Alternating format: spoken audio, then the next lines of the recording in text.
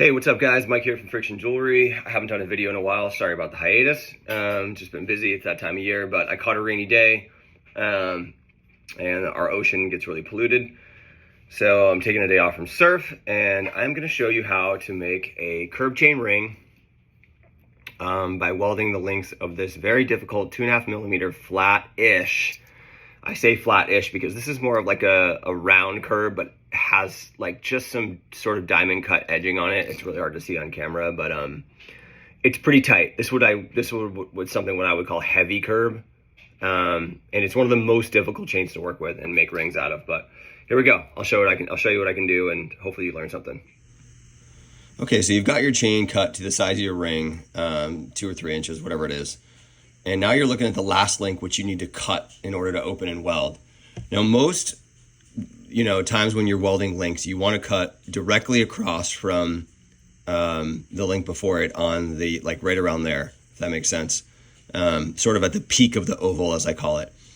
But with these curb chain links and the wonky sort of shape that they are, in my experience, I find it best to cut off to the side, away from the flat sections.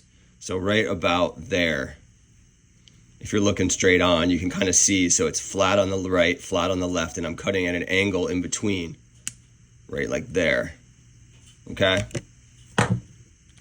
Okay, so we've got our length of chain cut for our ring. This is gonna be a giant ring, but it's easier to illustrate on camera. And for purposes of the video, I want you to show you, you have to kind of imagine how this thing is gonna go together before you open your link. So sorry about my dry hands. So it's gonna basically come in and link around that one right there. Now, why that's important is normally when you open a link or a jump ring even, you would like to twist things toward you, right? So that you wanna twist it this way so that you can hook the chain on. But with these curb chains, you actually need to go the other direction, okay? And now, instead of coming back around like this to loop your chain on someone, on their finger, you need to go the other way, right? So what I like to do is, when I'm putting this on someone, say it was a bracelet, is I actually switch my grip. So I'll hold this side, right? Okay, now I have the hook side of the link. That's the side that I'll actually hook the chain onto. I have that in a way where I can go around somebody's wrist, right? And let me just hook this off camera really quick. Okay, so we've got that link hooked now onto the other one. And then now all we need to do is twist it closed, right? Which is a pain to do through my phone.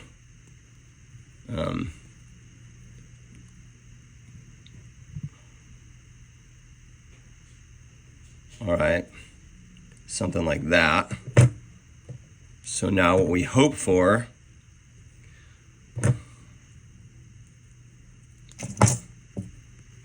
now, I haven't welded this, but what you hope for is a perfectly seamless ring that is not twisted.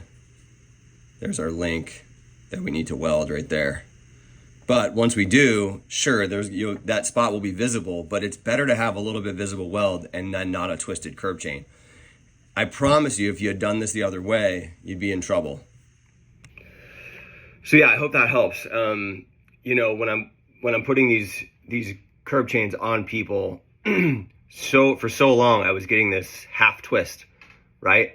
Because what I was doing is I was cutting that link, right? I was twisting it towards me to create that little hook, essentially like this way. Then I was bending the chain around and hooking it on. And every time I did that, and you will see this too, the chain will have a half twist. I promise you. It is mind blowing until you sort of like have to reverse your thinking with making these curb chains. This is the only chain that I come across that you need to sort of flip the way that you do things. Most chain links work exactly like jump rings. You open it towards you, that's your little hook. You wrap the chain around, hook it, close it, weld it, done. These curb chains, you kind of gotta, or at least I have to use that sort of reverse method so that the chain keeps its shape after it's cut and then before it's rewelded. If that link turns around 180 degrees, gets flopped around backwards or makes any change in orientation, the chain is jacked. Like, it will always have a half twist. And I've welded, I've sent people away with that half twist, and because I'll cut it, I'll like flip it around halfway. You think you could just do that, but the chain is just like, needs to be completely taken off. That link needs to be cut, and you need to start over. Believe me, it's not worth trying to cut your weld and flip that chain halfway around for whatever reason. You can't get it back. So yeah, that's my curb chain trick. Happy welding.